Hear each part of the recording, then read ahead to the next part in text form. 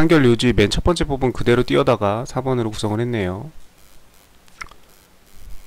그다음 18번 약취 유인 옳지 않은 거. 미성년자 약취 행위는 폭행 또는 협박을 수단으로 해가지고 미성년자를 그 의사에 반하여 자유로운 생활관계 또는 보호관계에서 이탈시키는 거. 범인이나 제3자의 범인 네가 직접 해도 되고 제3자에게 뭐 배임도 마찬가지죠. 네가 직접 배임하거나 다른 사람에게 해서 결과적으로 이득을 그 본인에게 그 손해를 가하거나 그렇죠. 사실상 지배에 옮기는 행위로 장소적 이전을 전제로 한다. 여기 D가 틀렸네요. 장소적 이전을 전제로 하지 않는다고 했죠. 1번이 틀렸고.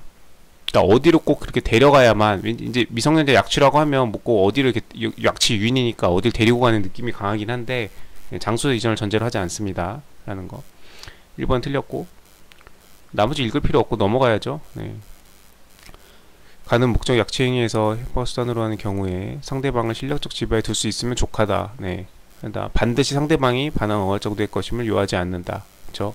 협박죄 같은 경우도 상대방에게 해악을 고지해서 그렇게 하면 족하고, 반드시 상대방이 그 위협을 느껴야만, 실질적인 위협을 느껴야만 협박죄가 되는 건 아니라고 했죠. 비슷한 구조들이 많죠. 형법에서 죄별로.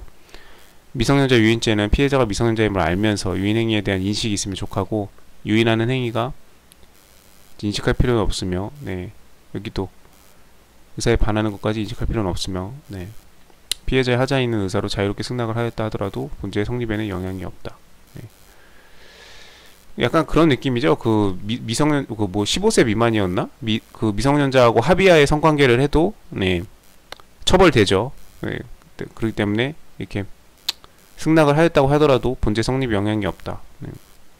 두텁게 보호하기 위해서 피해자를, 미성년자이기 때문에 아직 그 성적 가치관이 정립되어 있지 않거나 세상 물정을 잘 모르거나 그러기 때문에 성인과 같을 수는 없기 때문에 그 의사표시를 허락을 했다 하더라도 약간 그 과정에서 뭔가 바람직하지 않은 그런 것들이 전체적으로 작용할 그 가능성이 크기 때문에 그 승낙을 했더라도 죄의 성립에 죄를 성립하도록 되어 있죠. 이렇게 같은 구조들이 많이 보이죠. 부모의 일방이 상대방 부모나 어떤 행사 없이 자녀를 데리고 종전에, 이거 베트남 사건이죠, 이거. 그래서 그 베트남 어머니가 애를 데리고 한국으로 시집 와서 애 낳고 살다가 애를 데리고 베트남으로 가버렸던 사안이죠. 그래서 이제 이 사람이 열받아가지고 이제 이거 아이를 이거 약취 유인한 거 아니냐 그러고 이제 걸었던 거죠. 하더라도 약취자가 성립하지 않는다. 죄의 성립을 부정했던 사안입니다. 베트남으로 가긴 간 건 맞는데 뭐 그걸 약취 유인이라고 볼 수는 없고, 그냥 엄마가 애를 그냥 늘 저기 하고 있던 거니까. 판례를 자세히 볼게요. 2008년도 판례 1번. 수단으로 해서 이탈시켜 옮긴 행위를 말하는 것이다. 물론 여기에는 미성년자를 장소적으로 이전시키는 경우뿐만 아니라 not only A but also A뿐만 아니라 B도, 여기 앞에 뿐만 아니라 B도 장소적으로 이전하는 경우는 당신이 알고 있는 대로 장소적으로 이전시켜서 어디로 데리고 가는 것도 당연한 거고, 데리고 간 적이 없어도 이렇게 이탈시켰다면은 어쨌든 사실상 지배에 두는 경우, 이게 중요하다. 장소적으로 이전하고 아니고는 부차적인 문제다라는 거죠. 그래서 이렇게 되든 뿐만 아니라 다 포함된다. 1번이 그래서 틀렸던 거고, 쭉쭉쭉. 그 다음 2번 1990년도 판례. 상대방을 실력적 지배하에 둘 수 있으면 족하고, 여기다 또 붙여가지고 부족하고 하면 또 틀리겠죠. 반드시 상대방의 반항을 억압할 경우도 요하지 않는다.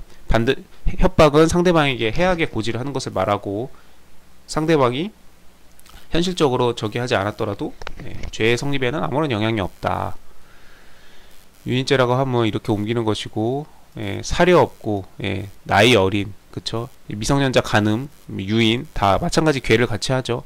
아직 충분히 성적 가치관이 정립되어 있지 않고 세상 물정을 모른다.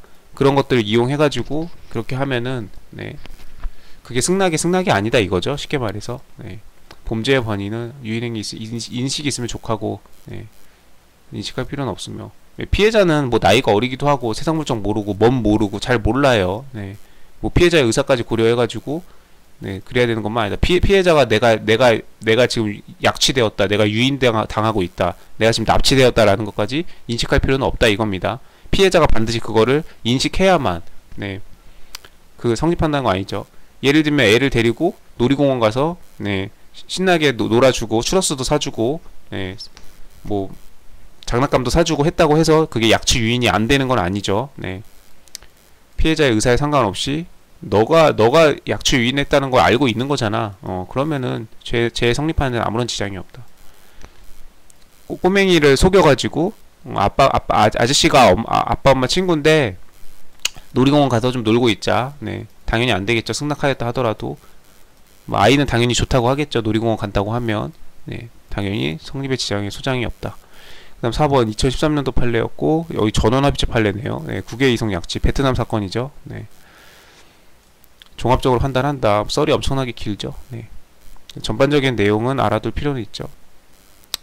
2차 시험에 너무 2차 시험에 너무 나올 그 재산죄를 필두로 한 주제들이 너무 많기 때문에 2차 시험에 뜨진 않을 것 같습니다만 전원합의체 판결이기 때문에 대략적인 내용을 숙지하고 있어야 된다. 혹시라도 2차 시험에 뜨면 간략하게 요약해서 기억나는 대로 어느 정도 썰을 풀어줄 수 있을 정도의 공부는 해야 된다.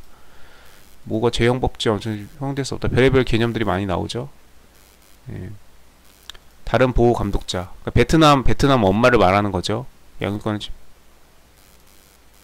다른 보호자 이거는 이제 한국 아빠겠네요. 침해했다는 이유로 긍정하는 것은 문헌 범위를 벗어난다. 상황에서 뭐 일반이 평온하게 보호 양육하고 있는데 볼 수 있지. 이런 경우에는 볼 수 있지만 따라서 이제 정확하게 이제 이렇게 원칙적인 이렇게 해서 약취죄로 구성할 수 있긴 한데 근데 그러나 지금 이 사례에서는 라는 뜻이죠. 지금 이 사례에서는 이렇게 지금 같이 동거하면서 양육하고 있던 중에 이런 뭐 불법적인 사실상의 힘을 생성함이 없이 이건 중요한 대목입니다. 지금 여기 지금 그 답에 갖고 온 4번 지문이기도 하고 이거는 2차 답안에서 쓸 수 있어야 되는 네.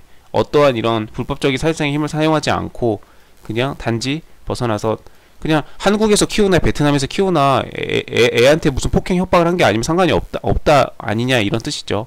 네. 보호 양육 계속하였다면 그거를 약취 유인이라고 볼 수는 없다. 아니 내가 부모가 내 자식 데리고 가서 보호 양육하고 있는데 그게 무슨 약취 유인이냐 이거죠. 네. 그래서 상대방 부모의 한국 남편의 동의를 받지 않고 베트남으로 가가지고 애들 데리고 베트남으로 가버린 거죠.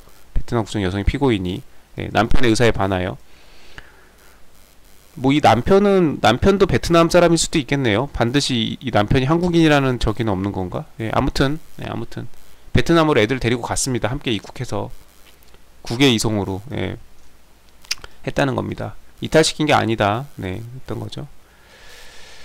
그 다음 19번 강간과 추행 성범죄 올해 성범죄 2차에서 나올 가능성이 크죠. 법무사 네, 작년에 성범죄가 안 나왔어요. 하나도 올해 한 문제 정도는 나올만 합니다. 그리고 2023년도 9월 21일 네, 강제추행 나오면 그거 있죠. 대법원 전원합의체 반드시 피해자의 항고를 곤란하게 할 정도를 요하지 않는다. 근데 그 판례 그 대법원 전원합의체 변경 판례는 지금 지문 구성을 안 한 것 같아요. 왜 빠뜨렸죠? 피해자가 깊은 잠에 빠져 있거나 술, 약물 등에서 일시적으로 정신이 없는 상태였더라도 이렇게 해서 패싱아웃 상태, 준강강이나 심신상 현금 불능에 해당한다. 네, 당연한 내용이죠. 위기에 의한 간음, 위기의 5인 착각 부지. 이 위계하고 위력을 헷갈리면 안 되죠. 이것도 단어를 바꾸는 경우도 많고 충분히 고려돼야 하고 당연한 내용이죠. 일반적 평균 가치 성의 또는 풍부한 보호와 교육을 받는 또래의 시각에서 쉽사리 부정해서는 안 된다. 이 또래의 시각에서 인간관계를 충분한 보호와 교육을 받은 그러니까 이렇게 집안이 형편이 어렵고 가정이 원만치가 않아서 이렇게 막 그런 뭐라고 그래야 돼? 그런 가정에서 무슨 결손 가정? 아니 뭐라고 하죠? 그런 경우에 아이들이 이렇게 또래 충분한 이렇게 또래 집단에 포용되지 못하거나 이렇게 해서 학업적인 문제 혹은 또래 관계, 대인 관계, 그 아이들과의 관계에서 왕따를 당하거나 뭐 이제 그런 경우, 그런 아이들이 이렇게 타겟이 되는 경우가 많죠. 성범죄나 어떤 뭐 여러 가지, 뭐 꼭 성범죄만 있는 게 아니죠. 꼭. 그렇기 때문에 그런 것들을 충분히 다 고려해라. 그래서 같은 15살이어도 같은 17살이어도 예, 또래 집단에 충분히 이렇게 그리고 가정에서 보호를 받고 학교에서 또래들의 어떤 또래 집단에서 보호를 받는 경우에는 아무래도 이런 성범죄나 이런 거에 범죄에 노출될 확률이 덜 할 텐데